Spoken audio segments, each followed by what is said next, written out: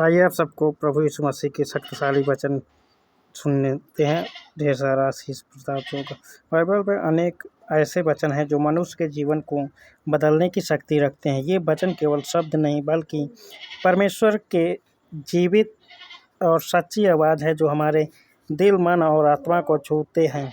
जब हम कठिनाइयों, दुख, डर या निराशा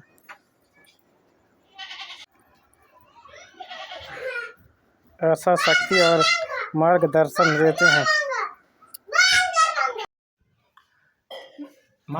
देते हैं। सबसे शक्तिशाली वचनों में से एक है, मैं सब कुछ कर सकता हूँ उस मसीह के द्वारा जो मुझे शक्ति देता है। फिलिप्पियों 4:13 कहता है, यह वचन हमें सिखाता है कि चाहे परिस्थितियाँ कैसी भी हों, यदि हमारे साथ प्रभु यीशु मसीह हैं तो हम हर कठिनाई को पार कर सकते हैं। यह वचन आत्मविश्वास नहीं बल्कि परमेश्वर पर विश्वास सिखाता है। जब हम अपनी सीमाओं को पहचानते हैं और परमेश्वर पर भरोसा करते हैं तब असंभव भी संभव हो जाता है। प्रभु यीशु मसीह का अगला वचन कहता है, एक और शक्तिशाली वचन, यहोवा मेरा चरवाहा है, मुझे कुछ घटी न होगी। भजन संहिता 23:1 कहता है कि यह वचन हमें आश्वासन देता है कि परमेश्वर हमारा रखवाला है। जैसे एक चरवाहा अपनी भेड़ों की रक्षा करता है, वैसे ही परमेश्वर हमें हर बुराई से बचाता है। आमीन। जब हम अकेले महसूस करते हैं तब यह वचन हमें याद दिलाता है कि हम कभी अकेले नहीं हैं।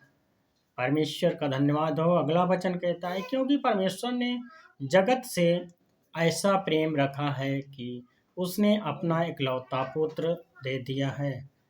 यूहन्ना 3:16 कहता है आयात, यह बाइबल का सबसे प्रसिद्ध और शक्तिशाली वचन है। यह हमें बताता है कि परमेश्वर हमसे कितना प्रेम करता है।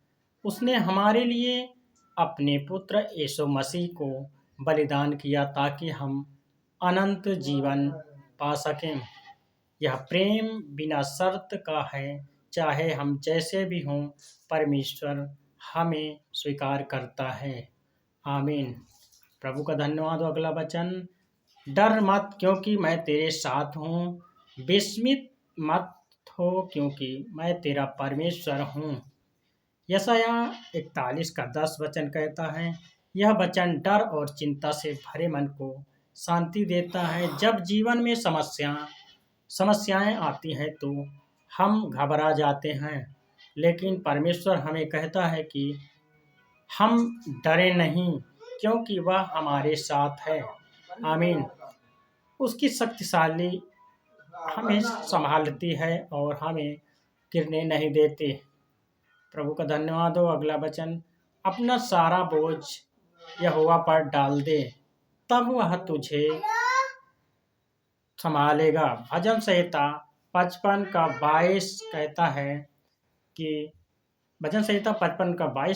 कि आज के समय में लोग चिंता, तनाव और समस्याओं से घिरे हुए हैं। यह वचन हमें सिखाता है कि हमें अपने सारे दुख और चिंताएं परमेश्वर को सौंप देनी चाहिए। वह हमारी परवाह करता है और हमें संभालता है। प्रभु का वचन है, जो परमेश्वर से प्रेम रखते हैं उनके लिए सब बातें मिलकर भलाई ही को उत्पन्न करती हैं। रोमियो 8:28 कहता है, कई बार जीवन में ऐसी घटनाएं होती हैं जिन्हें हम समझ नहीं पाते, लेकिन वचन हमें विश्वास दिलाता है कि हर परिस्थितियों के पीछे परमेश्वर की कोई योजना होती है और अंत में सब कुछ हमारे भले के लिए होता है। प्रभु का अगला वचन है, यदि परमेश्वर हमारे पक्ष में है तो कौन हमारे विरुद्ध हो सकता है। रोमियो 8:31 कहता है, यह वचन हमें साहस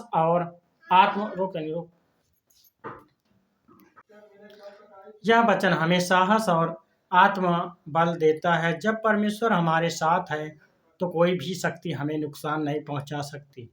यह हमें निर्भीक बनाता है। हे सब अगला वचन है, हे सब परिश्रम करने वालों और बोझ से दबे लोगों, मेरे पास आओ, मैं तुम्हें विश्राम दूंगा। मत्ती अगला वचन है मत्ती 11 का 28 कहता है, यीशु मसीह यह वचन हर थके हुए और टूटे हुए इंसान के लिए है। जब हम जीवन की दौड़ में थक जाते हैं तब यीशु हमें अपने पास बुलाते हैं और हमें सच्ची शांति देते हैं। आमीन। और निष्कर्ष, बाइबल के यह वचन केवल पढ़ने के लिए नहीं बल्कि जीवन में अपनाने के लिए है। जब हम इन इन